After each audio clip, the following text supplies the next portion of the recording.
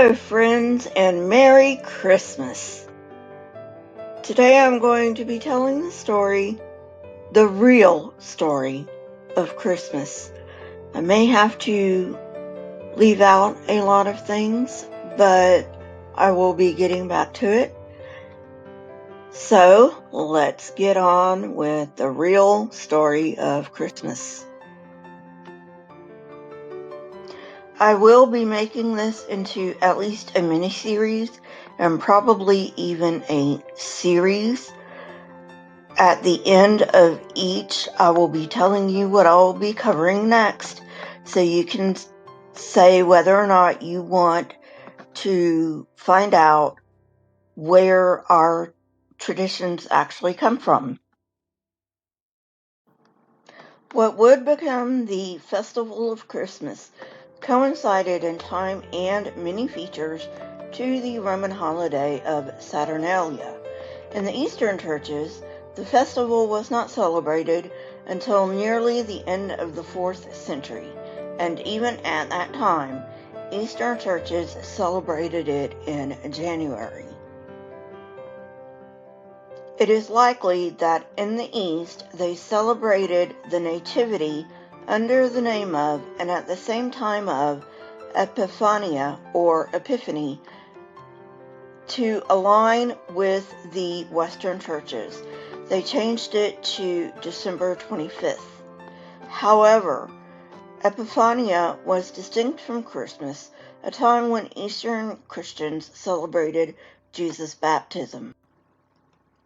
Rome designated December 25th as the date in the middle of the 4th century for several reasons. First, it avoided a multiplicity of festivals around the vernal equinox. It also allowed Rome to appropriate a winter festival for Christian use and to withdraw Christian converts from pagan observances. However, paganism did influence Christianity. Appropriating Saturnalia for Christmas assured this. Saturnalia is an ancient festival held in honor of Saturnus, god of husbandry and patron of the arts of life. Originally intended as a harvest festival, Romans celebrated it toward the end of the year when crops were gathered. All public business was put on hold, as well as war and justice. Socializing was permitted between economic classes. Masters allowed slaves to eat at their tables. Social order was suspended. All classes participated in feasting, gaming, and revelry. Processions gathered in the streets, lighting the night sky with tapered wax, kind of like candles, that people also used as gifts. It was a time of gift exchange, especially gifts for children.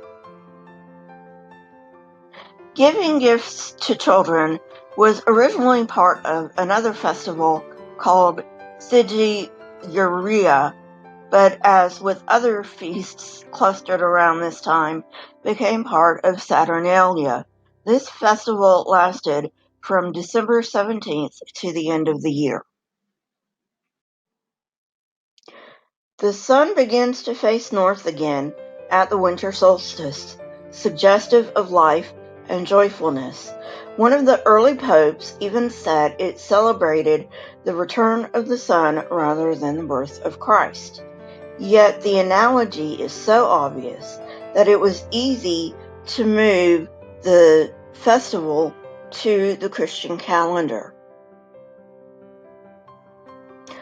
Both Saturnalia and Christmas are marked by indulgence, feasting, entertainment, and sports. The labor classes had as much privilege as the lord and even the monarch. The nativity hymn sung at Rome corresponds to an old English Christmas carol. Both of these match a hymn praising Saturnus at his festival. Lastly, the festival of Saturnalia lasted 12 days.